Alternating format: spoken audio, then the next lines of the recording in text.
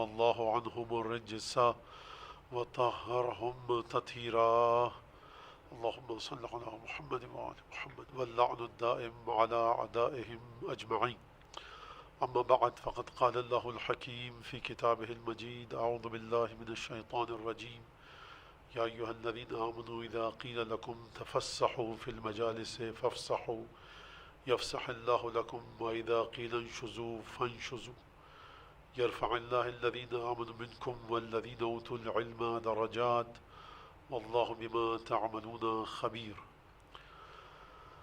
سورہ مجادلہ کی آیت آپ کے سامنے سرنامہ کلام میں پیش کی گئی. کل مکمل آیت آپ کے سامنے میں نے تلاوت نہیں کی تھی اور صرف اس کا وہی حصہ آپ کے سامنے پیش کیا تھا.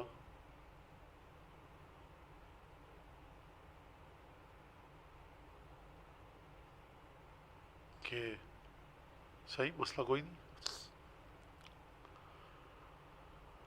کل آپ کے سامنے وہی تلاوت اسی حصے کی تھی کہ جو موضوع سے مربوط تھا، اور آج ذرا تفصیل کے ساتھ سورہ مجادلہ کی آیت کی تلاوت کی. موضوع جیسا کہ آپ سب حضرات کے مومنین و مومنات کے علم میں ہے کہ علم اور رزق ہمارا موضوع ہے، اور اسی حوالے سے ظاہر سی بات ہے کہ گفتگو رہے گی اور انہی دو مقولوں کو واضح کرنے کی کوشش کی جائے گی کہ قرآن مجید کس کو علم کہتا ہے اور اس کی وجہ کیا ہے، اور اس کا رزق سے کیا تعلق ہے. اور پھر ظاہر سی بات ہے کہ علم کی جب بات آئے گی تو پھر یقین اور ایمان کی بات بھی آئے گی، اور علم کے ساتھ یقین اور ایمان کی جب بات آئے گی تو پھر بات یہ آئے گی کہ کیونکہ علم بغیر عالم کے نہیں ہو سکتا، ایمان بغیر صاحب ایمان کے نہیں ہو سکتا، اور یقین بغیر صاحب یقین کے نہیں ہو سکتا، لہٰذا پھر صاحبان یقین پر گفتگو کی جائے گی، پھر صاحبان علم پر گفتگو کی جائے گی، صاحبان ایمان کی کیفیت کیا ہوتی ہے. اور اسی سلسلے میں پھر یہ جو آیت میں لفظ پروردگار عالم نے استعمال کیا، اور پروردگار عالم نے اس لفظ کو اس آیت میں یہاں پر رکھا، یرفع، اس پر گفتگو کی جائے گی. تو یہ چیزیں آپ حضرات کے ذہن میں رہیں، اور بلکہ مومنین و مومنات کے ذہن میں رہیں. ظاہر سی بات ہے کہ ہر روز ہم یہی دعا مانگ رہے ہیں، اگرچہ بہت مختصر سے ایام ہے.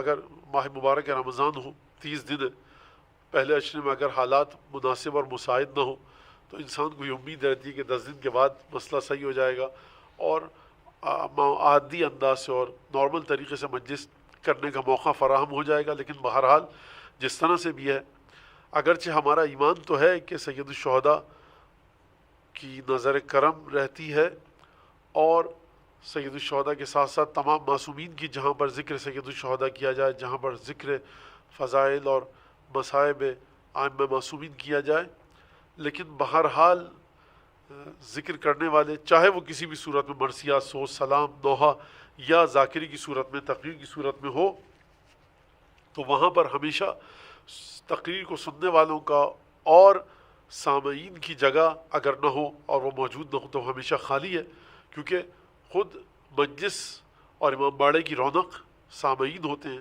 اگرچہ ملائکہ یقیناً ہمارا عقیدہ ہے کہ ملائکہ نظر رکھتے ہیں، لیکن اس کی اپنی خود ایک برکت ہے، اور بچوں کی تربیت، اعتقادات کا علم ہونا، اہل بیت کے مقامات، اہل بیت کی منزلتوں کا علم ہونا، اور 1 گھنٹے تک اس مجلس میں بیٹھنا کہ جس مجلس میں امام رضا علیہ السلام نے فرمایا: من جلس مجلسا یحیی فیہ امرنا، جو کسی ایسی مجلس میں بیٹھے، کسی ایسی محفل میں، اجتماع میں، گیدرنگ میں بیٹھے، یحیی فیہ امرنا، جہاں پر ہمارے امر کو زندہ کیا جا رہا ہو، تو لا یمیت قلبہ یوم تموت القلوب، اس کا دل اس دن نہیں مرے گا کہ جب سارے دل مر جائیں گے. غور فرمائیے آپ اس حدیث پر اور اہل بیت کی عظمت اور خود ذکر اہل بیت پر. عجیب جو قید لگا رہے ہیں مولا 8ویں امام حضرت امام علی رضا علیہ السلام، فرما رہے ہیں کہ یحیی فیہ امرنا، یعنی پہلی بات کہ یہ کہ امام کا ذکر کیا جائے اور وہاں پر ہمارے امر کو زندہ کیا جا رہا ہو، تو اس محفل میں بیٹھنے والے شخص کے دل کی گویا کہ امام رضا علیہ السلام ضمانت لے رہے ہیں کہ اس دن اس کا دل نہیں مرے گا جب سب کے دل مر جائیں گے. لہٰذا جب بھی کبھی ایسا ہوتا ہے کہ نوجوان سامعین کی اکثریت ہوتی ہے تو ان سے علماء کو یہ کہتے سنا گیا ہے، اور علماء ان سے یہ کہتے ہیں اور ان کو جھنجھوڑتے ہیں ایک طرح سے کہ نوجوان بہرحال ان کے اپنے معمولات ہوتے ہیں، کچھ دین کے مطابق ہوتے ہیں، کچھ دین سے باہر ہوتے ہیں، نوجوانوں کی ایک تعداد ایسی ہوتی ہے۔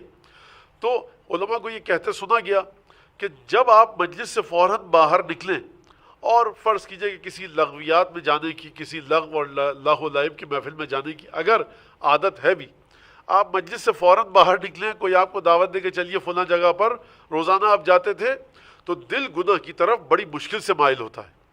یہ پہلی علامت ہے دل کی زندگی کی، حیات کی۔ مولا کائنات نے کیا فرمایا امام حسن کو مخاطب فرما کر؟ فرمایا بیٹا حسن احیی قلبک بالموعظہ، اے حسن اپنے دل کو نصیحت کے ذریعے زندہ کرو۔ اور نصیحت کا اتنا بڑا کردار ہے انسانی زندگی میں کہ امام فرماتے ہیں 10ویں امام، عادا کا من ستر عنک الرشد اتباعا لما تہواہ، تیرا دشمن ہے وہ شخص، بظاہر دوست نظر آ رہا ہے لیکن تیرا دشمن ہے وہ شخص کہ جو رشد اور ہدایت اور حق و انصاف کی بات کو تجھ سے چھپا لے کیونکہ تجھے اچھی نہیں لگے گی۔ پر دیکھیے فرض کیجئے کہ ایک صاحب مثال کے طور تمباکو نوشی کرتے ہیں، میرے دوست ہیں، میں کہوں اگر میں منع کروں گا تو مجھ سے لڑائی ہو جائے گی، ناراض ہو جائیں گے، ڈاکٹر نے منع کر دیا، میرے پاس آئے میں ان کے پاس جاؤں اور اس پر نہیں بلکہ اس پر مستزاد یہ ایک اور ستم بالا ستمی کے سگریٹ کا اور تمباکو کا تحفہ بھی لے کر جاؤں ان کے لیے اور کہوں کیونکہ اس طرح سے میرے آپ کے تعلقات صحیح رہیں گے اور میں ان کو منع نہ کروں، تو میں کیا کر رہا ہوں؟ جس نصیحت کی ان کو ضرورت ہے وہ کیا ہے کہ دیکھیے حضور تمباکو نوشی چھوڑ دیجئے، سگریٹ حقہ یہ سب چیزیں چھوڑ دیجئے، ناراض ہو جائیں گے، تو میں نہیں کہتا۔ تو مولا فرما رہا ہے ایسا شخص تمہارا دشمن ہے، عادا کا، اس نے دشمنی کی ہے تمہارے ساتھ، کہ جو نصیحت کو واعظ کو تم سے چھپا لے کیونکہ تمہیں بری لگے گی، یعنی حق اور انصاف میں تمہاری پسند اور ناپسند کا خیال کرے۔ اور اس کا مطلب یہ ہے کہ حق بات کہنی چاہیے سمجھانے کے لیے، اچھی بات، اگر آپ کا دوست کسی غلط عادت میں مبتلا ہے، کسی غلط کام کی طرف جا رہا ہے، آپ سمجھائیے۔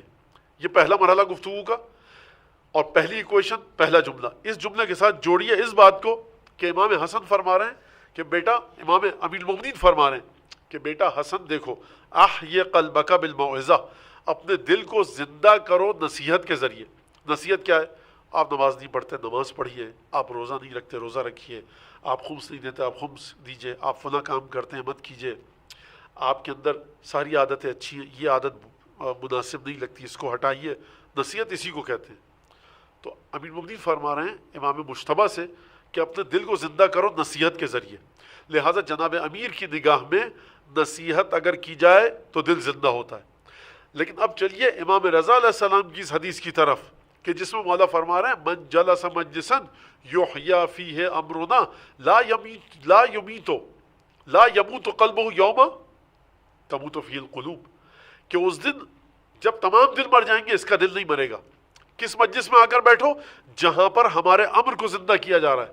تو غور فرمائیے آپ اس بات پر کہ امام فرما رہے ہیں کہ تم ایسی مجلس میں، محفل میں آ کر بیٹھو، ایسے اجتماع میں آؤ کہ جہاں ہمارے امر کو زندہ کیا جا رہا ہے، بالخصوص تمہیں مخاطب کر کے کوئی نصیحت نہ بھی کرے، تمہارا دل زندہ رہے گا۔ غور فرمایا آپ نے کہ دل زندہ ہوتا ہے نصیحت کے ذریعے، لیکن امام رضا فرما رہے ہیں کہ ہماری محفل میں آنا، ہماری مجلس میں آنا جہاں پر ہمارے امر کو زندہ کیا جا رہا ہے، وہ دل کی حیات عطا کرتی ہے، دل مردہ نہیں ہوتا۔ اور پھر یہ ایک پورا ٹاپک ہے، موضوع ہے قرآن کے حوالے سے، جب قرآن فرماتا ہے کہ لہم اعین لا یبصرون بها ولہم آذان لا یسمعون بها ولہم قلوب لا یفقہون بها، ان کی آنکھیں ہیں یہ نہیں دیکھتے، ان کے کان ہیں یہ نہیں سنتے، ان کے دل ہیں، سوچ ہے، فکر ہے، عقل و دانش ہے، لیکن تفکر تدبر سے کام نہیں لیتے۔ فرمایا قرآن لا تعمل ابصار، دیکھو یہ جو دیکھ رہے ہیں نا چیزوں کو درس عبرت نہیں لے رہے، یہ مت سمجھنا یہ نابینا ہے، یہ دیکھ نہیں پا رہے، آنکھیں ان کی اندھی نہیں ہیں، یہ نابینا نہیں ہے، ولیکن تعمل قلوب التي في الصدور، سینوں میں جو ان کے دل ہیں وہ اندھے ہو چکے ہیں، وہ مر چکے ہیں، مردہ ہو چکے ہیں۔ لہٰذا جب تک دل زندہ ہے، یہ مجالس، یہاں سے بات سمجھ میں آئی کہ یہ مجالس کس چیز کے لیے ہیں؟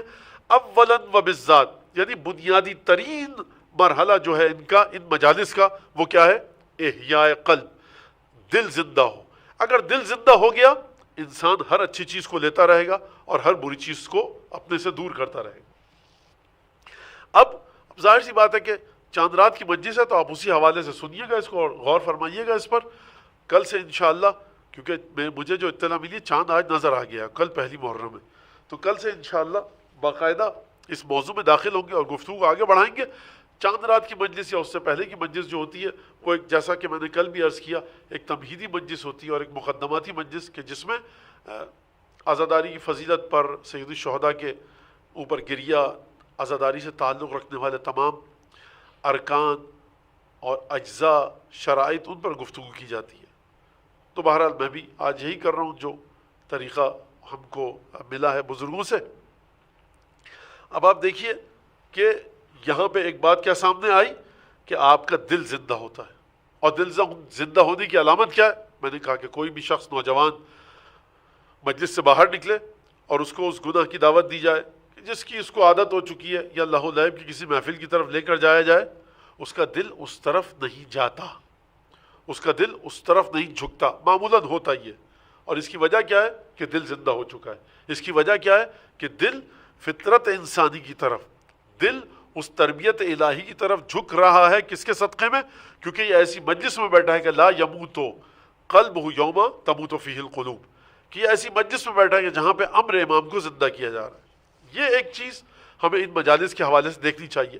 اگر یہ بات سمجھ میں آ گئی تو اب بہت بات آسان ہو گئی امام رضا علیہ السلام کی اس حدیث کی روشنی میں، کہ اگر آپ اس وقت اپنے گھر میں بیٹھے ہیں اور ایسی مجلس کا ماحول بنایا ہوا ہے آپ نے، چاہے یہاں جو میں یہ بندہ حقیر مجلس پڑھ رہا ہے اس کو سن رہے ہیں آپ گھر میں بیٹھ کر، یا کسی اور کی مجلس سن رہے ہیں، انتساب سید الشہداء سے ہے تو کافی ہے.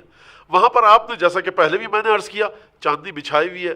اگر کسی کو الرجی نہیں ہے، کسی کو اذیت نہیں ہوتی، اگربتی جلا دیجئے، ایک اگربتی جلا دیجئے. کبھی کبھی دیکھا گیا ہے کہ 85 اگربتیاں جلا دی جاتی ہیں. مومنین نے شکایت کی ہے. آپ حضرات جو سن رہے ہیں، یا خواتین و حضرات، مومنین و مومنات، ان کے لیے شاید یہ اتنا مسئلہ نہ ہو، لیکن لوگ آ کر کہتے ہیں کہ مولانا کبھی کبھی 50 60 70 100 کے قریب اگربتیاں جلا دی جاتی ہیں، اس سے ہمارا دم گھٹنے لگتا ہے اور بعض کو الرجی ہوتی ہے تو ان کے لیے سانس لینے میں پرابلم ہو جاتی ہے. اور آج کل تو اور بھی زیادہ احتیاط کرنی چاہیے.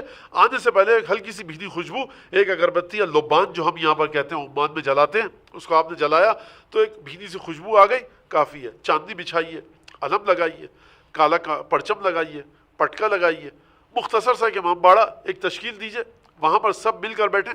میں عرض کر رہا ہوں کسی کی بھی مجلس سنیں، یعنی آپ کو اگر امام باڑے میں آنے پر پابندی ہے، جو کہ صحیح ہے قانون کے مطابق، جو حالات ہیں جو مراجع نے فرمایا ہے کہ وہ تمام چیزیں ہمیں حکومت کے قوانین کا احترام کرنا چاہیے، یہاں پر یہ اگر ہے تو ہم احترام کرتے ہیں بالکل، اور یہ ہماری بہتری کے لیے، ہمارے فائدے کے لیے، ہمارے لیے مفید ہے. لہٰذا یہ سب آن لائن سلسلہ چل رہا ہے، تو بیٹھیے وہاں پر.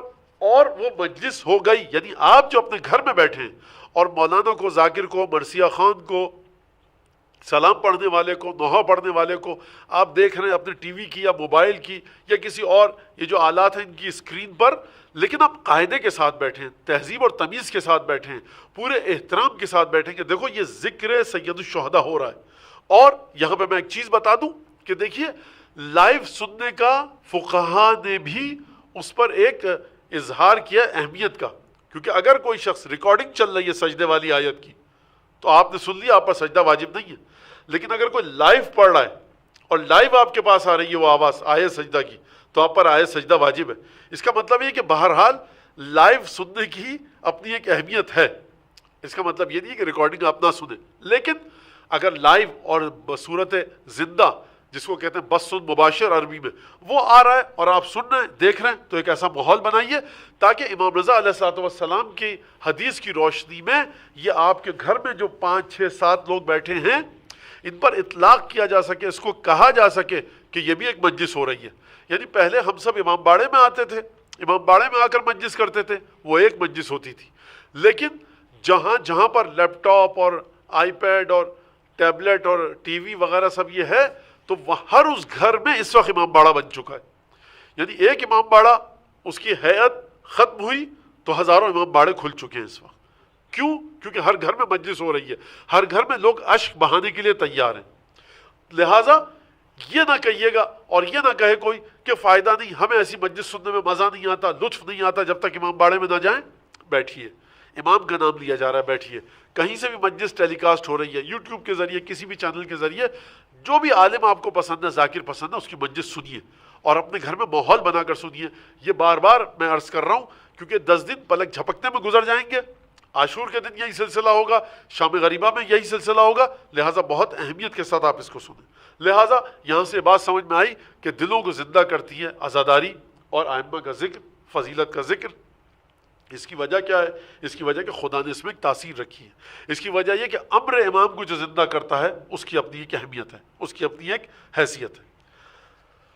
اب یہاں سے مزید آگے بڑھیں ہم اگر، تو گریہ امام مظلوم کا اور سید الشہداء سے تعلق رکھنے والی چیزیں، اور سید الشہداء پر گریہ کی پر گفتگو تھوڑی سی ہو جائے، تاکہ پھر اس کے بعد میں ایک حدیث آپ کے سامنے پیش کرنی ہے۔ وہ یہ کہ دیکھیے عزیزان گرامی،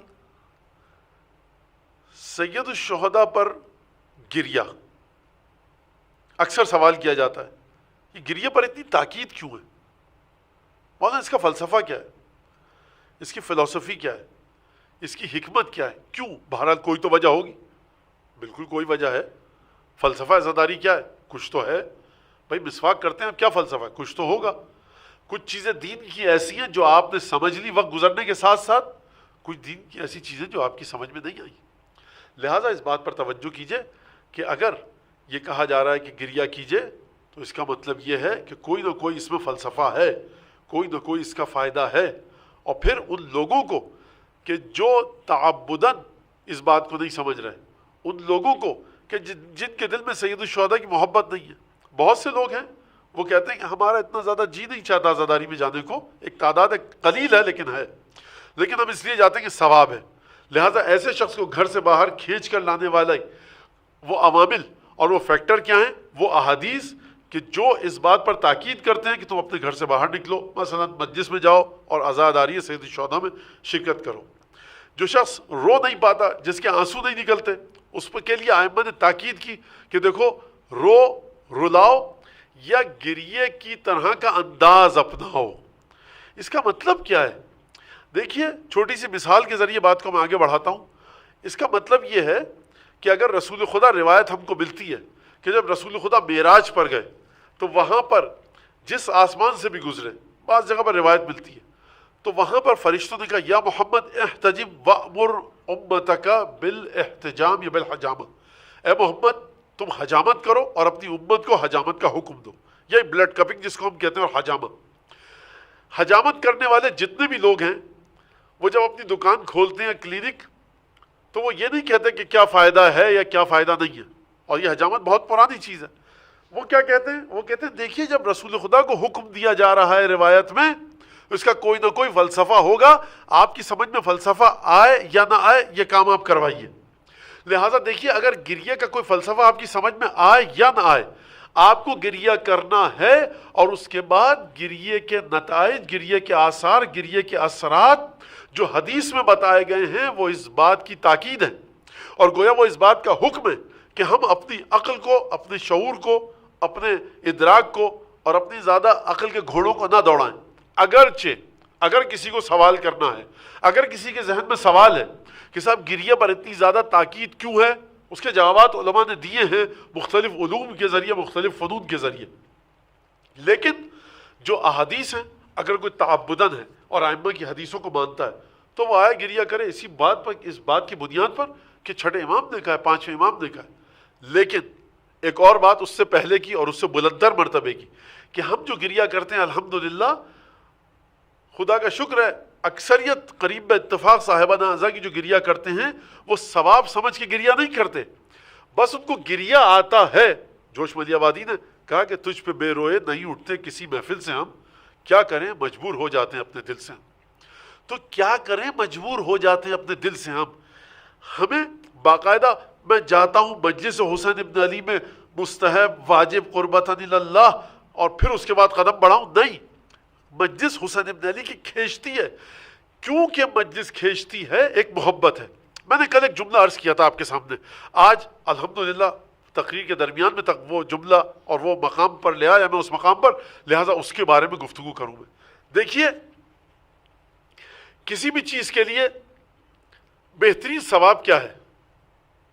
ایک بچہ گاڑی کے سامنے آ رہا تھا، خدا نخواستہ آپ دوڑتے ہوئے گئے اور آپ نے اس کو اٹھا لیا، آپ کے پیر میں خدا نخواستہ فریکچر ہو سکتا تھا، آپ زخمی ہو سکتے تھے، آپ کو بڑی سنجیدگی کے ساتھ نہایت ہی خطرناک چوٹیں آ سکتی تھیں، آپ نے پرواہ نہیں کی، کر دیا۔ ایک دفعہ 10,000 لوگ دیکھ رہے ہیں، شائبہ آ سکتا ہے کہ یہ صاحب چاہتے تھے کہ مجھے میری تعریف کی جائے، واہ واہ سبحان اللہ کیا جائے، تو جان کو خطرے میں ڈال دیا اور لے گئے۔ ایک دفعہ بیابان میں ایک بچہ تھا، کوئی نہیں دیکھ رہا تھا، آپ نے کیا کیا، اپنی پوری دل جمعی کے ساتھ، پوری طاقت کے ساتھ اس بچے کی جان کو بچایا، اور پھر آپ نے اس بچے کے سے ایڈریس پوچھا، دروازے پہ گھنٹی بجائی، بچے کو چھوڑ کے وہاں چلے گئے، نہ اس کی ماں نے دیکھا نہ باپ نے دیکھا، بچہ اتنا چھوٹا تھا، نہ اس نے آپ کو یاد رکھا، کسی نے واہ واہ نہیں کی۔ تو یہاں پر دوسری مثال میں کیا کہا جائے گا کہ اس نے خالصتاً یہ کام کیا۔ خالصتاً کا مطلب کیا ہے؟ یعنی بچے کی محبت میں۔ خوب توجہ کیجیے گا، میں آپ کو ایک حدیث تک لے کے جانا چاہتا ہوں، اس لیے میں آپ کو اتنا ذرا سا تھکا رہا ہوں اور زحمت دے رہا ہوں۔ خالصتاً کا مطلب کیا ہے؟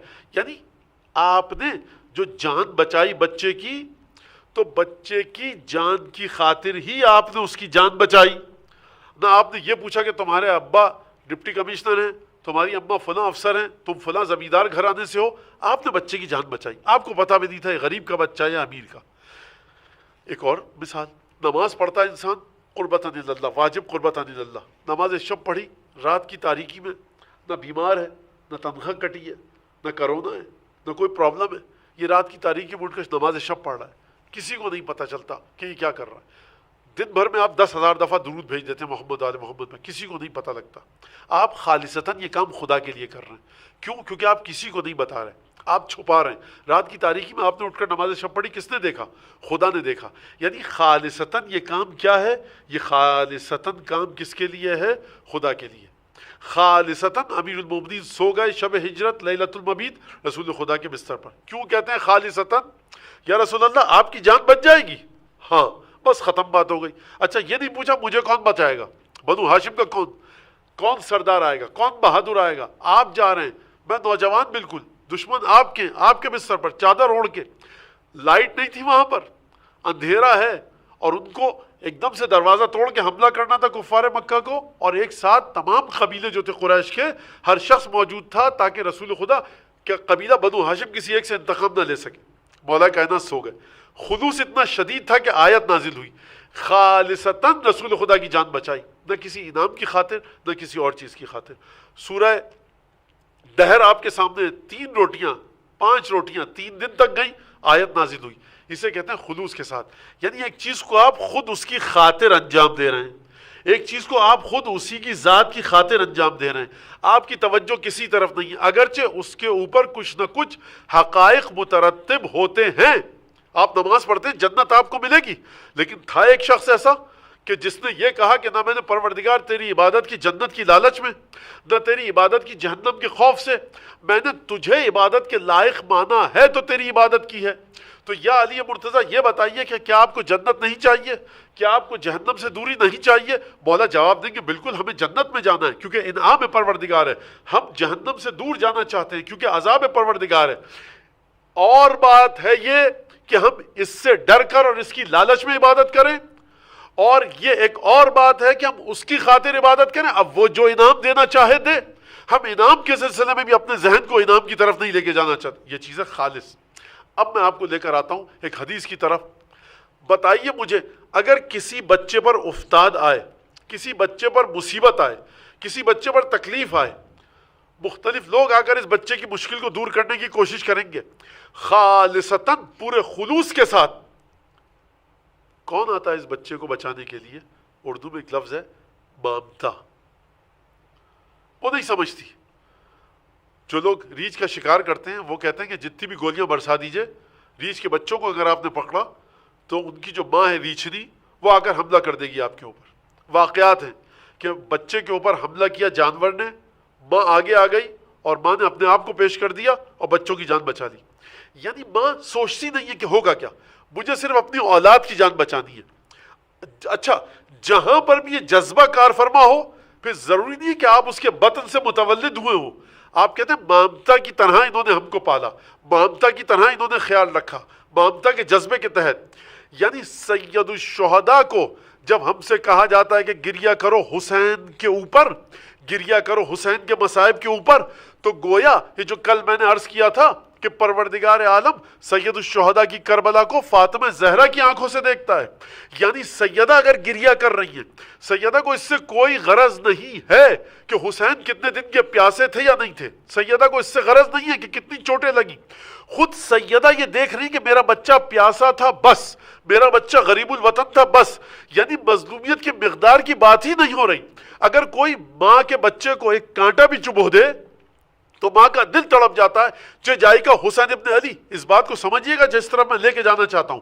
یعنی جہاں پر بھی جتنے واقعات ہم کو دکھیں، کل میں نے عرض کیا تمام کے تمام، چاہے سنی مورخین ہو چاہے شیعہ، سب نے جو واقعات لکھے کہ آسمان سے ہماری نازل ہوئی، قیامت کا واقعہ، اسی طرح سے ہر شب جمعہ کا واقعہ کہ جہاں پر سید الشہداء کا کرتا خون آلود آسمان میں معلق کیا جاتا ہے، تمام کے تمام واقعات کا تعلق جناب سیدہ سے ہے. اس کا مطلب کیا ہے؟ اس کا مطلب یہ کہ سید الشہداء کے اوپر حق نانا رسول خدا کا ہے، نبی ہے، لیکن واقعات میں رسول خدا کا نام اس طرح سے نہیں آ رہا. امیر المومنین پدر گرامی ہیں، ولایت رکھتے ہیں، ولایت پدری بھی رکھتے ہیں اور ولایت امامت کے لحاظ سے جو ولایت ہے وہ بھی رکھتے ہیں. لیکن امیر المومنین کا نام ہم کو نہیں دکھ رہا. کس کا نام دکھ رہا ہے؟ جناب سیدہ کا.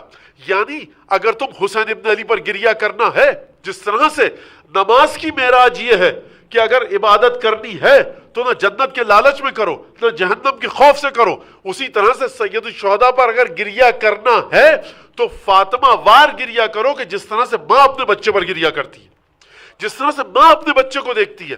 اسی لیے روایت نے شاید بعید نہیں کہ فرمایا روایت نے ما من عبد بکا علی الحسین یا ما من عبد یبکی علی الحسین، کوئی بندہ مومن ایسا نہیں ہے کہ جو مولا حسین پر گریہ کرے. چھٹے امام فرما رہے ہیں اللہ وصل فاطمہ واسعدہا وصل رسول اللہ، کہ وہ فاطمہ سے اپنا ایک تعلق جوڑ لیتا ہے.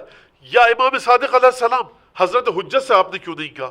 یا امام صادق علیہ السلام آپ نے مولا کائنات سے کیوں نہیں فرمایا؟ آپ نے رسول اللہ اور جناب سیدہ سے کیوں؟ کیونکہ نسل رسول اللہ آگے بڑھی ہے حسین ابن علی کے ذریعے. کیونکہ اگر فاطمہ نہ ہوتی تو نور ولایت اور نور رسالت ذات سید الشہداء میں متجلی نہ ہوتا. اگر وجود سیدہ نہ ہوتا اور تو کس کے ذریعے حسین ابن علی تک نور رسالت پہنچتا؟ قرآن کی آیت سورہ رحمان کی مرج البحرین یلتقیان بینہما برزخ لا یبغیان، عجیب تفسیر فرمائی ہے اس کی ائمہ نے کہ دیکھیے پروردگار عالم نے نسل امیر المومنین میں نسل رسول خدا کو رکھا. رسول خدا نبی بھی ہیں، رسول بھی ہیں، امام بھی ہیں. توجہ کے ساتھ سنیے گا اس بات کو. مولا کائنات ولایت کے مرحلے پر ہیں، امام معصوم ہیں. سید الشہداء کس مقام پر ہیں؟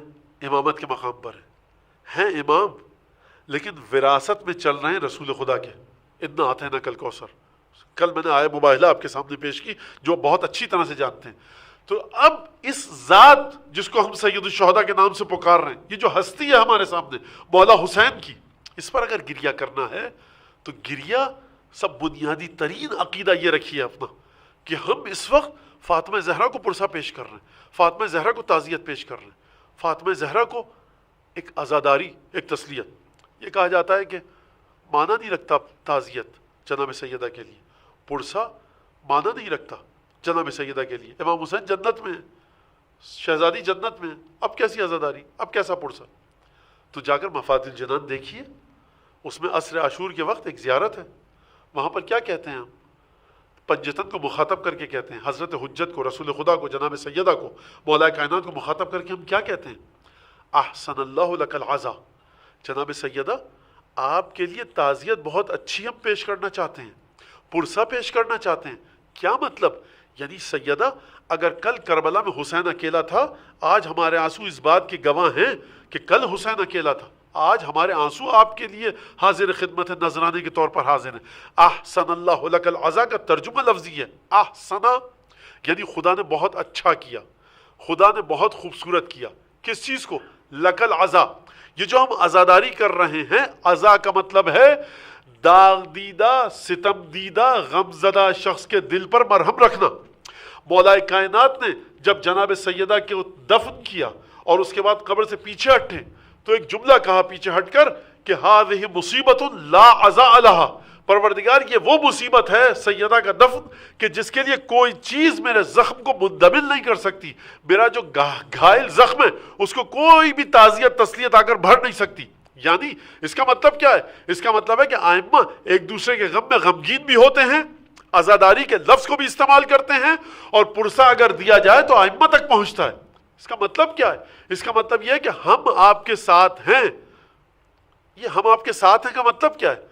یہ کہ کوئی نیا مقولہ کہہ رہا ہوں میں؟ عزیزان گرامی توجہ کے ساتھ سنیے، کبھی کبھی یہ بات کی جاتی ہے تو ہمارے نوجوان بچوں کے ذہن بھٹک جاتے ہیں۔ بات تو صحیح ہے، سیدہ بھی جنت میں ہے، امام حسین بھی جنت میں ہے، تو پھر کس بات کی عزاداری، کس بات کا پرسہ؟ خوش ہونا چاہیے۔ تو دیکھیے آپ، جب ہم حضرت ابوالفضل عباس کی زیارت میں پڑھتے ہیں، زیارت جامعہ کبیرہ میں پڑھتے ہیں، تو وہاں پر ہم کیا جملہ پڑھتے ہیں؟ فَمَعَكُمْ مَعَكُمْ لَا مَعَ عَدُوِّكُمْ مَعَكُمْ لَا مَعَ غَيْرِكُمْ۔ جب آپ کا ظہور ہوگا، رجعت ہوگی، امام زمانہ آئیں گے، حضرت عباس کو اٹھایا جائے گا، اور رجعت کے بعد تمام کے تمام خالص مومنین اٹھیں گے اور پھر امام کے لشکر میں شامل ہو کر جنگ کریں گے، تو مولا عباس میں آپ کے ساتھ ہوں، آپ کے ساتھ ہوں، آپ کے علاوہ کسی کے ساتھ نہیں ہوں۔ یعنی یہ رونا روح کے اندر ایک ملکے کا باعث بنتا ہے، یہ رونا روح کے اندر ایک تازگی کو لے کر آتا ہے۔ توجہ کیجئے گا آپ ایک بات پر، وہ کیا ہے؟ قرآن کی آیت ہے، چھٹے امام کی حدیث بھی ہے جو منسوب ہے چھٹے امام سے۔ فرمایا کہ ایمان دو طرح کا ہوتا ہے، کئی دفعہ اس پر گفتگو ہو چکی ہے یہاں پہ، مستقر و مستودع۔ ایک ایمان جو چھین لیا جاتا ہے، اور دوسرا ایمان جو تمہارے پاس رہتا ہے اور تم اس ایمان کو لے کر قبر میں اترتے ہو۔ روح انسانی، نفس کی ایک بڑی عجیب کیفیت ہے، بڑی عجیب کیفیت ہے۔ آپ جتنا ہم کو تمیز تہذیب سکھا لیجئے، آپ ہم جیسوں کو جتنی تمیز تہذیب سکھا لیجئے، ہم یہ تمیز تہذیب سیکھنے والے ہیں نہیں۔ جتنا بھی اپنے آپ کو روکیں، کوئی پھسلا یا علی نکل جاتا ہے منہ سے۔ اب یہ بیماری لگی ہوئی ہے، کیا کیا جائے سرکار؟ تو یہ کیا مطلب کیا ہے اس بات کا؟ آپ کہتے ہیں یہ بچہ گر رہا ہے، میرے سامنے گاڑی آ گئی، اب میں مولا کا اپنے نام لوں گا، قربتاً اللہ یا علی۔ آپ یہ کہتے ہیں، آپ کے منہ سے کچھ اور نہیں نکلتا، آپ کے منہ سے نکل ہی نہیں سکتا کچھ اور، کیونکہ وہاں سے مشیت طے ہو چکی ہے کہ جہاں پر آپ 9 مہینے آپ نے گزارے جن اندھیاروں میں، وہاں پر آپ کو شیر مادر کے ذریعے یہ چیز دے دی گئی ہے۔ جھٹکا لگا، یا علی مدد، یا ابوالفضل عباس، یا فاطمہ زہرا، یا مولا عباس، کچھ بھی ہوا گھر میں فریادی نوحہ۔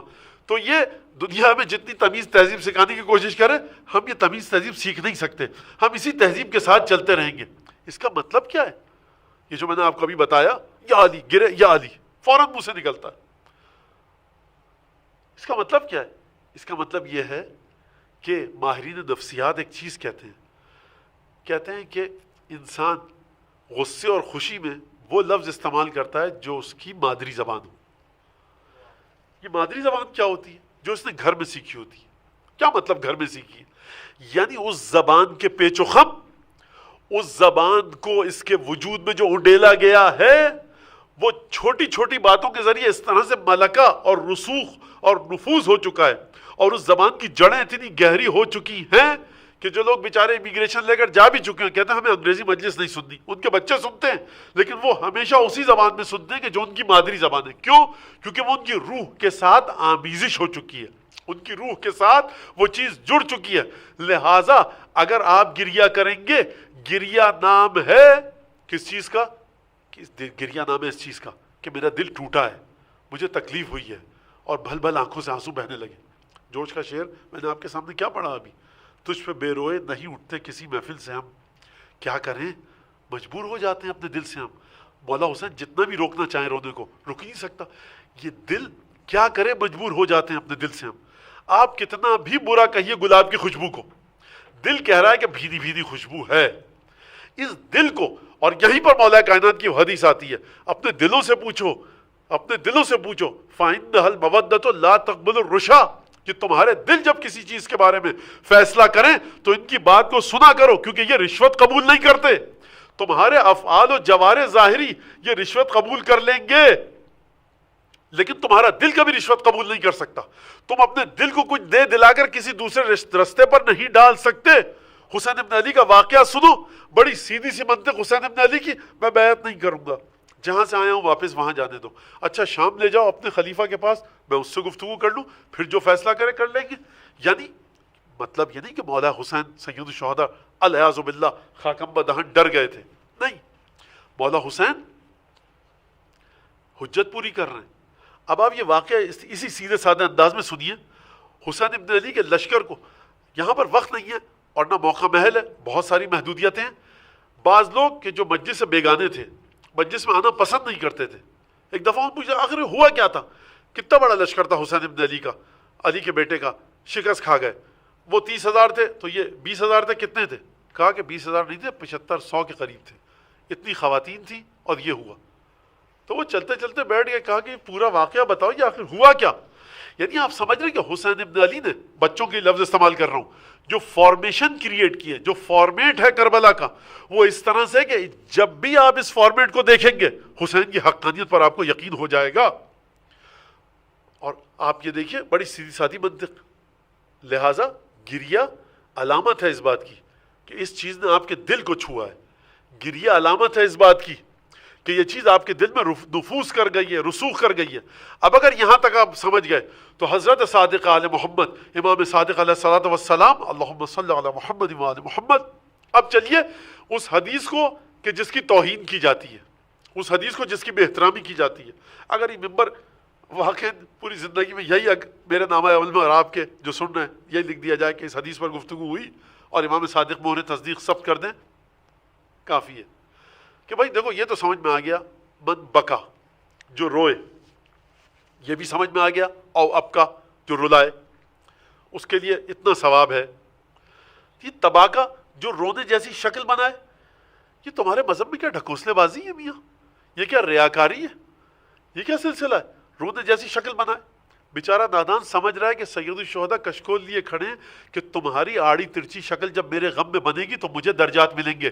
یہ سید الشہداء کا فرزند امام صادق علیہ السلام یہ آپ سے کہہ رہے ہیں کہ غم حسین ابن علی کو اپنے دل میں لاؤ کیونکہ تمہارے دل کو زندہ کرے گا.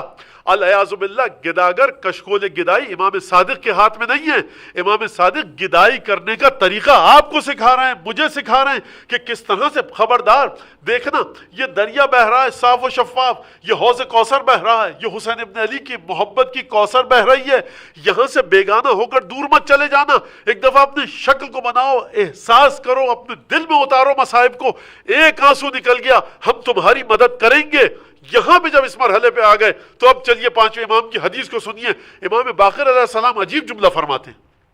حضرت باقر العلوم علیہ الصلوۃ والسلام فرماتے ہیں بلیت الناس بنا عظیمہ, بلیت الناس بنا عظیمہ. عجیب امتحان میں گرفتار ہو گئے ہم لوگوں کے ذریعے. توجہ کی, اور میں اس کو ذرا مزید عوامانہ اور عامیانہ کروں.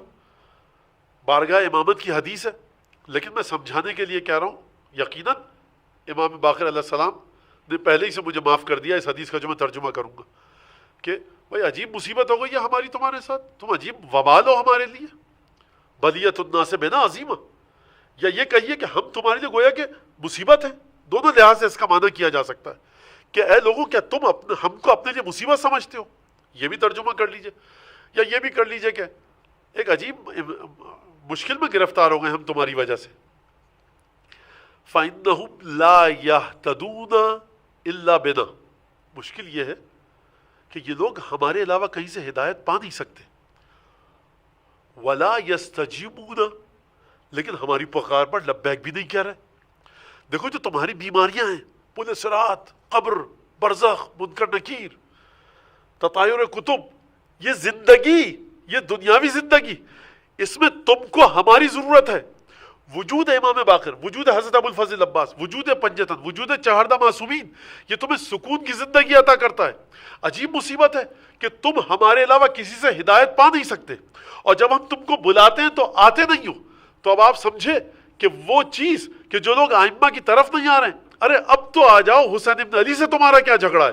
تمہارا جھگڑا اگر العیاذ باللہ علی مرتضیٰ سے ہے, اگر امام صادق سے ہے نعوذ باللہ, اگر امام باقر سے, تو آ کر حسین ابن علی کی داستان سے سنو کہ ہوا کیا. بھائی کیوں سنیں ہم داستان حسین ابن علی کی؟ اب یہاں پر سمجھیے آپ کہ جو ہم زیارت وارثہ پڑھتے ہیں، السلام علیک یا وارث آدم صفت اللہ، السلام علیک یا وارث نوح نبی اللہ، السلام علیک یا وارث موسیٰ کلیم اللہ، یا وارث عیسیٰ روح اللہ، یا محمد حبیب اللہ، ہم ان انبیاء کا ذکر کرتے ہیں۔ کیا مطلب انبیاء کا ذکر کرتے ہیں؟ یعنی حسین کو یہ مت سمجھنا کہ محمد کے نواسے کا غم بنا رہے ہو، بلکہ وہ میراث جو محمد کے پاس تمام انبیاء کے پاس جو منفرد کمالات تھے، تمام کے تمام کمالات رسول خدا میں آئے اور رسول خدا سے امام مجتبیٰ میں منتقل ہوئے اور امام مجتبیٰ سے سید الشہداء میں منتقل ہوئے۔ اور یہ تو تم جانتے ہو نا کہ حسین ابن علی وہ تھے کہ جن کو کبھی آغوش میں بٹھایا، کبھی زبان چسائی، کبھی ناقہ بنے۔ بتاؤ اگر حسین ابن علی مدینے کی گلی میں آ جائیں، سوال میرا سنیے گا، اگر حسین ابن علی مدینے کی گلی میں آ جائیں، رسول خدا کا زمانہ ہے، رسول خدا مسجد میں نماز پڑھا رہے ہیں، سوال کر رہا ہوں میں، ایک سوال تو کر سکتا ہے انسان۔ پروردگار نے حضرت موسیٰ سے سوال کیا جو ہر چیز جانتا ہے، تو پھر میں بھی ایک نادان خدا کا ایک حقیر سا بندہ، حقیر ترین بندہ، سوال کر سکتا ہوں جو لوگ سن رہے ہیں۔ مدینے کی مسجد میں نماز ہو رہی ہے، مسجد نبوی میں، ایک سے بڑھ کر ایک جلیل القدر صحابی موجود ہے، بارش، پیشانی پر سجدوں کے نشان اور بہادری کی داستانیں رقم کرنے والے خیبر خندق احد میں، قرآن رقم تراز ہے، الحمدللہ پڑھیے جا کر، سب موجود ہیں۔ جماعت ختم ہوئی، یہ باہر نکلے، حسین ابن علی آئے۔ اچھا میں اپنے گھر کی بات کر لوں، پھر جابر ابن عبداللہ انصاری کے ساتھ، گھر کی بات کیوں؟ بھائی یہ ہمارے گھر کے ہی صحابی ہیں، تو حدیث قصہ ہمارے گھر کی بات ہے تو وہیں سے نقل ہوئی ہے۔ تو جابر ابن عبداللہ انصاری نکلے، امام حسین کہیں بخدا میں مزے کے لیے نہیں سنا رہا، اگرچہ کسی کے لبوں پر مسکراہٹ آ جائے بالکل حق ہے کہ کیا کیا جائے، مثال ایسی ہے۔ دیکھیے جب شبہات بڑے عجیب انداز سے آنے لگیں تو جوابات بھی اسی انداز سے دیے جائیں گے۔ کہ جابر، مولا حسین آگے بڑھ کر کہیں، میں مثال دے رہا ہوں، سوال کر رہا ہوں، اگر مولا حسین آ کر کہیں جابر ہاں میاں صاحبزادے یا ابن رسول اللہ کیا کام ہے، کہیں ذرا ہاتھ پیروں کی، چاروں ہاتھ پیر کے بل گھوڑے بن جاؤ، ہمارے لیے اونٹ بن جاؤ، ہمیں تمہاری گردن پہ بیٹھنا ہے۔ اگر جابر یہ کہہ دے کہ صاحبزادے آپ رسول زادے ہیں، آپ کی مادر گرامی عفت و عصمت و پاکیزگی کے اس عرش پر ہیں جہاں تک کوئی نہیں پہنچ سکتا، آپ علی مرتضیٰ کے بیٹے، آپ کو ادب نہیں سکھایا گیا کیا گھر میں؟ تو مولا کیا جواب دیں گے کہ جابر خاموش رہو، ہم نے خاتم النبیین کو جھکا دیا اپنے ناقہ بننے کے لیے، تم صحابی ہو کے نہیں بن رہے۔ تو بہت سادہ سا واقعہ ہے، کیوں نہیں سنتے ہم اس بات کو؟ حسین ابن علی کو آغوش میں بٹھا رہے ہیں، ممبر چھوڑ کے اتر رہے ہیں رسول خدا۔ کیا مطلب ہے ممبر چھوڑ کے اتر رہے ہیں؟ ممبر خطبہ دے رہے ہیں، گفتگو فرما رہے ہیں، قرآن فرما رہا ہے کہ تمہاری اولاد اور تمہارے گھر والے تمہارے لیے امتحان کا باعث ہے۔ ایک طرف خدا ہو اور دوسری طرف گھر والے ہوں، تمہاری اولاد اور تمہاری ازواج، تمہارا مال، تمہاری زندگی کی چیزیں فتنہ، امتحان لیا جائے گا۔ خبردار، اس طرف خدا ہے، اس طرف خدا کا حکم ہے، اس طرف گھر والے ہیں، بیویاں ہیں، بچے ہیں، مال ہے، رشتہ دار ہیں، خدا کو چھوڑ کر ادھر مت جانا۔ عجیب سلسلہ ہے، ختمی مرتبت خاتم النبیین خدا کی عبادت میں مصروف ہیں۔ یا تو کہیے کہ ختمی مرتبت نے عبادت کو چھوڑ کر شرک کیا اور حسین کو اٹھانے کے لیے ممبر چھوڑ کر اتر پڑے۔ پہلے یہ طے کیجئے کہ ختمی مرتبہ جو ممبر پہ بیٹھ کے خطبہ دے رہے تھے عبادت تھی کہ نہیں تھی، عبادت میں خلل آیا کہ نہیں آیا، یا یہ کہیے کہ خطبے سے زیادہ اہم حسین کو آغوش میں اٹھانا تھا، یا یہ کہیے کہ دونوں عبادتیں برابر تھی، یا یہ کہیے کہ خطبہ اہم تھا۔ اگر خطبہ اہم تھا تو نبی اہم کام کو چھوڑ کر غیر اہم کام نہیں کر سکتا۔ اگر مساوی تھی تو ترجیح ادھر کیوں گئی، ممبر سے تحرک کر کے اترے کیوں؟ تو ماننا پڑے گا کہ حسین اگر چلتے ہوئے آئے، لو آپ کو تو چھوڑ دیجئے، ختمی مرتبت کو ممبر چھوڑ کے اترنا ہوتا ہے، آغوش میں بٹھا کر کہنا ہوتا ہے تمام صحابیوں کے ساتھ، ھذا حسین فاعرفوہ، یہ حسین ہے، اسے پہچان لو۔ یا رسول اللہ سب پہچانتے ہیں، تو یہ نگاہ غیبی رسول خدا ہے کہ دیکھو یہ 6 ہجری ہے، یہ 5 ہجری ہے، ہم موجود ہیں، پہچانو۔ کل 61 ہجری میں جب یہ حسین ہو تب بھی تمہارا اسٹیٹس واضح ہونا چاہیے کربلا کے بارے میں، اور جب 61 کے بعد عزاداری ہو تب بھی واضح ہونا چاہیے کہ ہم نے گوارا نہ کیا کہ حسین ابن علی پا برہنہ مسجد کے فرش پر کھڑا ہو۔ اور ہم خطبہ چھوڑ کر اترے حسین کو آغوش میں لینے کے لیے، تو تمہاری مجال کیا کہ تم حسین ابن علی کی آزاداری میں شامل نہ ہو؟ میں نہیں کہہ رہا آپ امام باڑے میں آئیے، میں یہ بھی نہیں کہہ رہا ماتم کیجئے، تابوت ذوالجناح علم مت اٹھائیے، اگر کسی کی یہاں کوئی ان کے فقہا علماء منع کرتے ہیں مت اٹھائیے، بالکل مت اٹھائیے، بھائی ہماری اجازت ہے ہم اٹھاتے ہیں، سیدھی سی بات ہے، اور ہم احترام کرتے ہیں آپ کی رائے کا، مت اٹھائیے۔ میرا سوال یہ ہے کہ آپ کسی ہندو دوست کے گھر جاتے ہیں، وہ چتا جلاتا ہے، آپ کی لاش جلانا حرام ہے، آپ دفن کرتے ہیں، تعزیت کے لیے تو جاتے ہو کہ نہیں جاتے؟ بھائی فرزند رسول خدا دنیا سے چلا گیا مظلومیت کے ساتھ، اللہ اکبر، میرے منہ سے وہ جملہ نہیں نکل سکتا جو اس تمثیل کے ذریعے میں نتیجہ دینا چاہ رہا تھا۔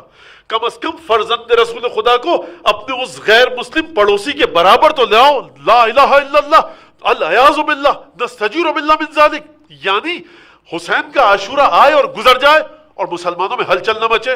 ایمان کی علامت ہے حسین پر گریہ کرنا، نہیں کہہ رہا آپ امام باڑے میں آئیں، کسی جلوس میں نہیں آئیے، لیکن گھر میں فرش عزا بچھائیے، ارے آپ سورہ یاسین پڑھ کے ثواب ہدیہ کیجئے حسین ابن علی کو، کسی نے نہیں روکا۔ عاشور کے دن آپ کو حسین ابن علی سے رابطہ برقرار کرنا پڑے گا، کیونکہ سنت رسول خدا یہ ہے کہ اس دن رسول خدا غمگین ہے، سنت رسول خدا یہ ہے کہ اس دن رسول خدا کا دل تڑپ رہا ہے، کیونکہ جو رسول یہ برداشت نہ کرے کہ نواسا بیٹا زمین پر کھڑا ہو، خطبہ چھوڑ کے اتریں اور تمام صحابیوں کو کہیں ھذا حسین فعرفوہ، یہ بتائیے کہ اگر وہ کربلا کے میدان میں حسین ابن علی کو دیکھتے، بدن خونم خون، لہو لہن، آغشتہ خون سے، کیا کرتے وہ؟ جو رسول خدا کرتے وہی آپ عاشور کے دن کیجئے۔ میں فیصلہ نہیں کر رہا، قرآن پہ ہاتھ رکھ کر کہیے کہ رسول خدا یزید کے لشکر کو کہتے کہ تم صحیح کر رہے ہو، یا حسین سے کہتے کہ بیٹا حسین میرا دل تیرے ساتھ ہے، میری دعائیں تیرے ساتھ ہیں، میری شمشیر تیرے لیے چلے گی، میرا وجود تیرے ساتھ ہے۔ جہاں رسول خدا ہوتے تو لہٰذا آخری بات کہہ کر میں امام رضا علیہ الصلوۃ والسلام کی بارگاہ میں آؤں کہ دیکھیے کربلا مولا حسین کا غم رسالت کا امتحان ہے، کتنا مانتے ہو رسول کو؟ کہنا آسان ہے، بھائی آپ کہتے ہیں ہم رسول سے زیادہ، رسول کا مال اگر جا رہا ہو ہم رسول کا مال بچائیں گے، اپنا مال ضائع کر دیں گے، رسول کا گھر بارش میں منہدم ہو رہا ہو تو ہم اپنا گھر منہدم کر دیں گے، رسول کا گھر نہیں گرنے دیں گے، رسول کے ناقے کو کوئی اذیت دے ہم اپنے ناقے کو پیش کر دیں گے، رسول کا ناقہ بچا لیں گے، کوئی رسول کے لباس کو نقصان پہنچا رہا ہو ہم اپنا لباس دے دیں گے، رسول کا لباس بچ جائے۔ تو اس کو آگے بھی تو لائیے قیاس کو، کوئی رسول کے بچوں کو اگر نقصان پہنچا رہا ہو تو ہم اپنے بچوں کو آگے کر دیں گے، کربلا والوں نے یہی کیا، لیکن رسول خدا آپ سے یہ نہیں کہہ رہے کہ میرے حسین کو بچانے کے لیے اپنے بچوں کو آگے کرو، رسول خدا یہ فرما رہے ہیں زبان حال سے، قرآن پکار پکار کے کہہ رہا ہے کہ قُلْ لَا أَسْأَلُكُمْ عَلَيْهِ أَجْرًا إِلَّا الْمَوَدَّةَ فِي الْقُرْبَى، اس آیت کو تو کم از کم اپنے سامنے رکھو، کم از کم آیہ مباہلہ کو تو اپنے سامنے رکھو، دیکھو کہ کس کا غم منایا جا رہا ہے۔ اور عجیب بات ہے کہ چھٹے امام کی جو دعا ہے، پروردگار میرے جد حسین کے چاہنے والے جو مولا حسین کی زیارت کے لیے آتے ہیں تو پروردگار ان کو اس مال کے بدلے میں تلافی فرما اور اس مال کے بدلے میں مال عطا فرما۔ ریان ابن شبیب یہ بڑی فیصلہ کن حدیث ہے، امام رضا علیہ السلام کی۔ واقعی اگر کوئی ہستی علم اور حکمت کے بلند ترین مرحلے پر ہو، توجہ سے سنیے گا اس بات، اگر کوئی ہستی علم و حکمت کے بلند ترین مرحلے پر ہو اور آ کر وہ ہماری عقل کے لحاظ سے بڑی چھوٹی سی بات کہے تو ہمیں ماننا پڑے گا بات چھوٹی نہیں ہو سکتی، یہ بات بہت بڑی ہے کیونکہ کہنے والا بہت بڑا ہے۔ ریان ابن شبیب پہلی محرم امام رضا خراسان میں تشریف فرمائے، امام رضا علیہ السلام کے پاس ریان ابن شبیب داخل ہوئے۔ ریان ابن شبیب کون ہے؟ مامون کا ماموں ہے، ہارون رشید کا برادر نسبتی، یعنی ہارون کی زوجہ کا بھائی برادر نسبتی، اور مامون کا ماموں، امین کا ایک لحاظ سے سوتیلا ماموں، بنو عباس سے تعلق رکھتا ہے۔ پہلی محرم تھی، امام رضا علیہ السلام کی خدمت میں پہنچا، امام نے جملہ شروع کیا، کہا کہ شبیب آج تم جانتے ہو کون سا مہینہ ہے؟ محرم کا پہلی تاریخ ہے، یہ وہ مہینہ ہے جس میں اہل جاہلیت احترام کرتے تھے اور اگر جنگ ہو رہی ہوتی تھی تو اسلحہ زمین پر رکھ دیتے تھے، لیکن امت نے ہمارے نانا کی اس مہینے کا احترام نہ کیا اور اس مہینے میں ہمارے نانا کے بیٹے حسین کو شہید کیا۔ اور پھر فرمایا کہ یبن شبیب ان کنت باکیا فابکی للحسین، میں کوشش کروں گا کہ آپ کو اس حدیث کے ماحول تک لے جانے کی۔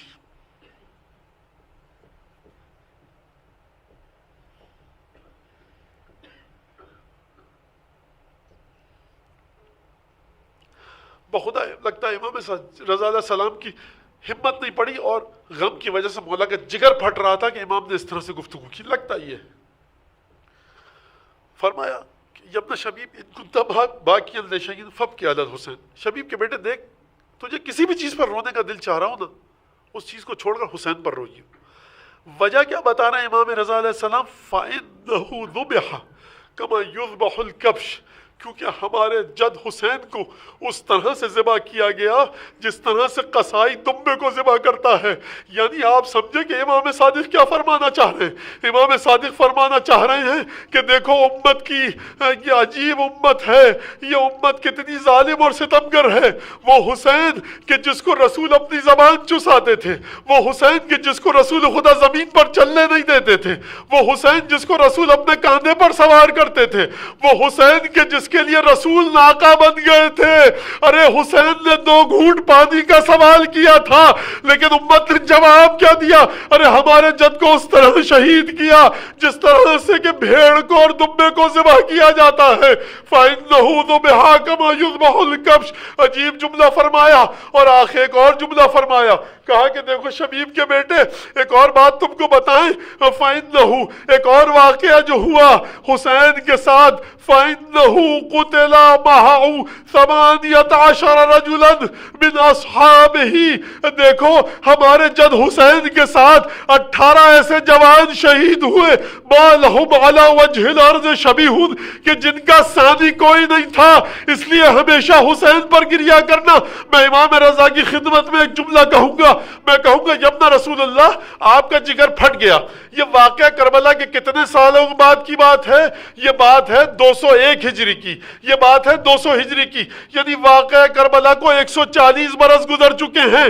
میں کہوں گا مولا امام رضا آپ نے ظاہری نگاہوں سے واقعہ کربلا کو نہیں دیکھا، لیکن جب آپ یہ جملہ کہہ رہے تھے آپ کا جگر پھٹ رہا تھا، یقیناً آنکھوں سے آنسو جاری ہوں گے کہ ان پر گریہ کرنا۔ بنی ہاشم کے 18 نوجوان کہ جن سا کوئی نہ تھا، ایک علی اکبر تھے، اون محمد تھے، قاسم تھے، عباس تھے، اولاد عقیل تھی، اولاد جعفر تھی۔ میں کہوں گا مولا امام رضا ارے آپ کا جگر شق ہو گیا جب آپ نے یہ جملہ کہا، آنکھوں سے آنسو بہے ہوں گے، لیکن ذرا میدان کربلا میں آئیے کہ جب آپ کی پھوپھی زینب کو کربلا میں مقتل سے گزارا گیا ہوگا، ایک طرف عباس کے لاشے پر نگاہ پڑی ہوگی، ایک طرف علی اکبر کے، ایک طرف علی اصغر کے، اور محمد کے لاشے پر آل ابو طالب کو دیکھا ہوگا۔ ارے امام رضا آپ سے صبر نہ ہوا، مجھے یہ بتائیے آپ کی پھوپھی زینب سے کیسے صبر ہوا ہوگا؟ کس طرح سے شہزادی زینب نے صبر کے ساتھ قتل گاہ کے اس سفر کو طے کیا ہوگا۔ الا لعنت اللہ علی القوم الظالمین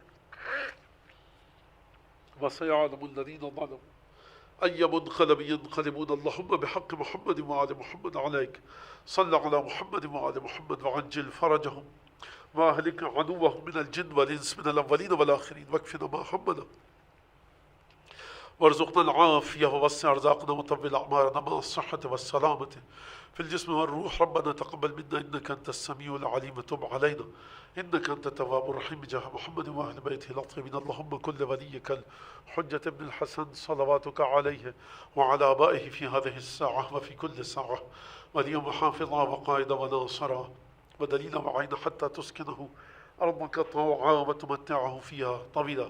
پروردگار اس عزاداری کو ہم سب سے حقیر خطیر قلیل کثیر جس نے جو بھی زحمت کی ہے پروردگار قبول فرما. حضرت حجت کی بارگاہ میں پرسے کے لائق بنا. شہزادی کونین کے زخمی دل پر مرہم کا سامان قرار دے. پروردگار جو لوگ اس وائرس میں مبتلا ہو چکے ہیں، دیگر کوئی ہمارے جو بھی لوگ جنہوں نے درخواست کی اگر بیمار ہیں پروردگار تجھے شہزادی زینب کی مظلومیت کا واسطہ ان کو شفاء کامل عاجل عنایت فرما. اگر کوئی تنگ دست نادار قرض دار پریشان حال بے اولاد بے روزگار کسی مشکل میں گرفتار ہے مشکل کو دور فرما. حضرت حجت کے ظہور میں تاجیل فرما. ہمیں ان کے انصار و عوام میں شامل فرما. مملکت عمان کی حفاظت فرما. سلطان مغفور کو کی مغفرت فرما. موجودہ سلطان کو صحت سلامتی عطا فرما. حضرت حجت کے ظہور میں تعجیل کی دعا کے ساتھ بلند آواز سے درود بھیجیے.